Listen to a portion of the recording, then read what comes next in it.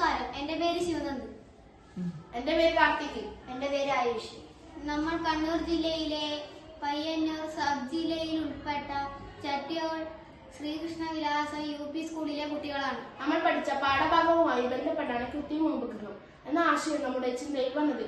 അങ്ങനെയാണ് ഈ നിർമ്മാണത്തിലേക്ക് എത്തിയത്. നിത്യജീവിതത്തിൽ നാം ഉപയോഗിക്കുന്ന നിരവധി സേവനങ്ങളും കൃത്രിമ ഉപഗ്രഹങ്ങൾ വഴിയാണ് നമുക്ക് ലഭിക്കുന്നത്. ലോകത്തിന്റെ ഏത് ഭാഗത്തേക്ക് സഞ്ചരിക്കാനും നാം ഉപയോഗിക്കുന്ന GPS എന്ന സംവിധാനം ഇത്തരത്തിലുള്ള കൃത്രിമ ഉപഗ്രഹങ്ങൾ വഴിയാണ് നമുക്ക് ലഭ്യമാക്കുന്നത്. കൃത്രിമമായി മനുഷ്യൻ നിർമ്മിച്ച് ക്യാമറയും മറ്റ് വിവിധ ഉപകരണങ്ങളും ഘടിപ്പിച്ച യന്ത്ര സംവിധാനമാണ് ഇത്.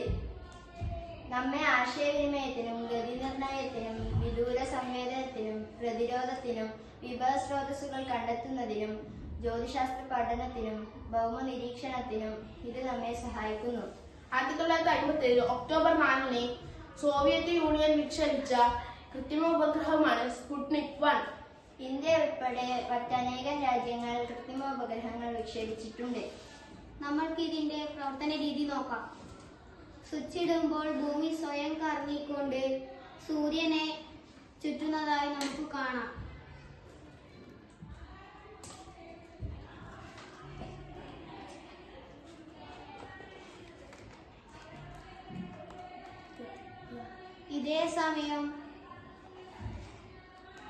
ഇതേ സമയം